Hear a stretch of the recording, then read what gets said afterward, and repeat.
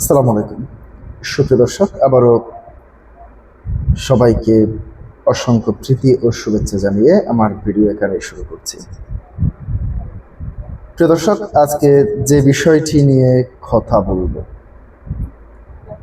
সংবাদ প্রকাশকে কেন্দ্র করে গ্রেপ্তারের ঘটনায় সম্পাদক পরিষদের উদ্বেগ।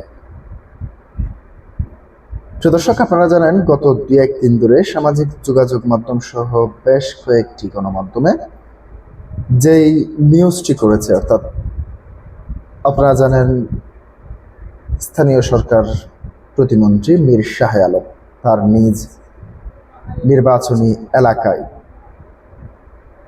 বেশ কয়েকটি ইউনিয়ন পরিষদের নাম তার নিজের এবং নিজ পরিবার ও ছেলে সন্তানের নামে নামকরণ নিয়ে সামাজিক যোগাযোগ মাধ্যমে একটি প্রতিবেদন প্রকাশ করেছে দৈনিক অগ্রযাত্রা প্রতিদিন। এর ভারপ্রাপ্ত সম্পাদক মোহাম্মদ রেজাউল ইসলাম। প্রিয় দর্শক, সেই নিউজটিকে কেন্দ্র করে আমরা দেখতে পেয়েছি সামাজিক যোগাযোগ মাধ্যম সহ সব জায়গায় প্রচুর আলোচনা এবং সমালোচনার মুখে পড়তে হয়েছে তাকে।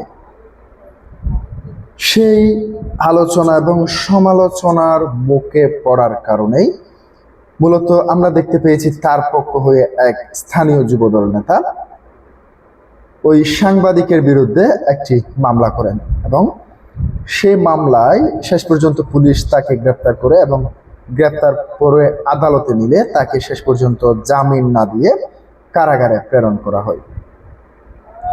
প্রিয় দর্শক, এরপর থেকে সামাজিক যোগাযোগ মাধ্যম সব জায়গা থেকে শুরু করে আমরা দেখেছি মেইন স্ট্রিমের গণমাধ্যম, অর্থাৎ মূলত যে পত্রিকাটি প্রথম এই নিউজটি করেছে সেটি হচ্ছে একটি বগুড়ার স্থানীয় পত্রিকা। তার বিরুদ্ধে মামলা দেওয়ার পর তাকে কারাগারে পাঠানোর পর এবার সম্পাদক পরিষদ বিবৃতি দিয়েছে।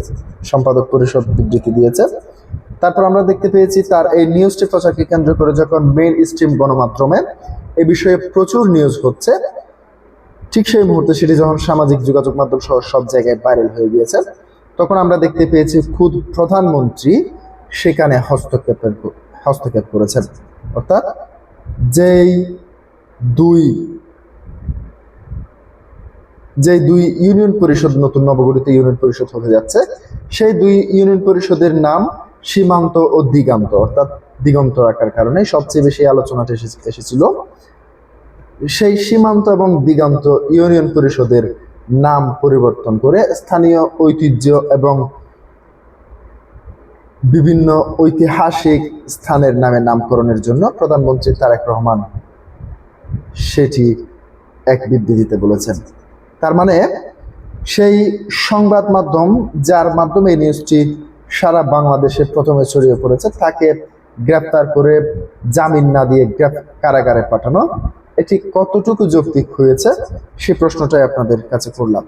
প্রিয় দর্শক, আমরা দেখতে পেয়েছি গত কয়েকদিন আগে তারেক রহমান সাংবাদিকদের সঙ্গে এক আলোচনা সভায় তিনি সংবাদপত্রের স্বাধীনতার জন্য সবচেয়ে বেশি জোর দিয়েছেন। তিনি বলেছেন সংবাদপত্রকে তার স্বাধীনভাবে কাজ করতে যা যা করণীয় এই সরকার তাই করবে।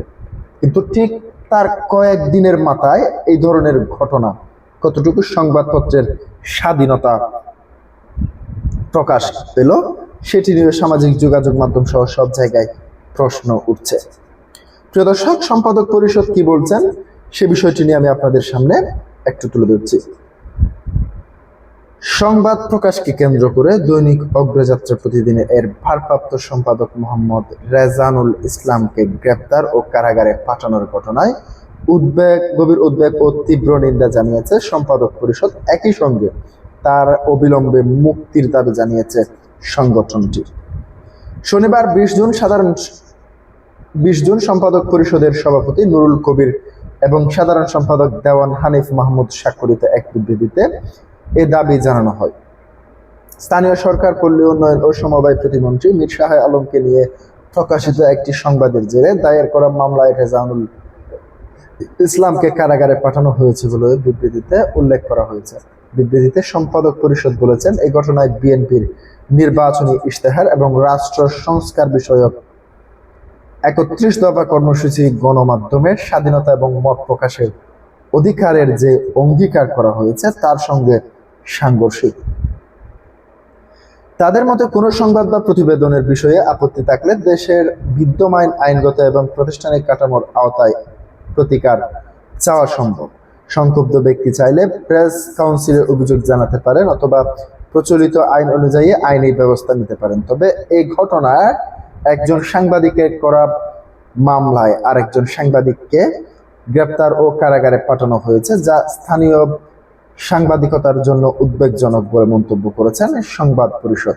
বিবৃতিতে আরো বলা হয়, অতীতে আওয়ামী লীগ সরকারের আমলেও সংবাদ প্রকাশকে কেন্দ্র করে সাংবাদিকদের বিরুদ্ধে মামলা, গ্রেপ্তার ও হয়রানির ঘটনা ঘটেছে। বর্তমান সরকারকে সেই প্রবণতার পুনরাবৃত্তি হিসেবে দেখছে সংগঠনটি। সম্পাদক পরিষদের ভাষ্য, সংবাদ প্রকাশের কারণে সাংবাদিকের বিরুদ্ধে ফৌজদারি মামলা, গ্রেপ্তার ও কারাবন্দী করার প্রবণতা স্বাধীন সাংবাদিকতা এবং মত প্রকাশের অধিকারের জন্য বড় হুমকি। তারা আশঙ্কা প্রকাশ করে বলেছেন, বগুড়ার ঘটনায় সংবাদপত্র এবং গণমাধ্যমের স্বাধীনতা নৈতিক প্রভাব ফেলতে পারে। বিশ্ব গণমাধ্যম স্বাধীনতা সূচকে বাংলাদেশের বর্তমান 152তম অবস্থানের প্রেক্ষাপটে এমন ঘটনা দেশের ভাবমূর্তিকে আন্তর্জাতিক অঙ্গনে ক্ষতিগ্রস্ত করতে পারে।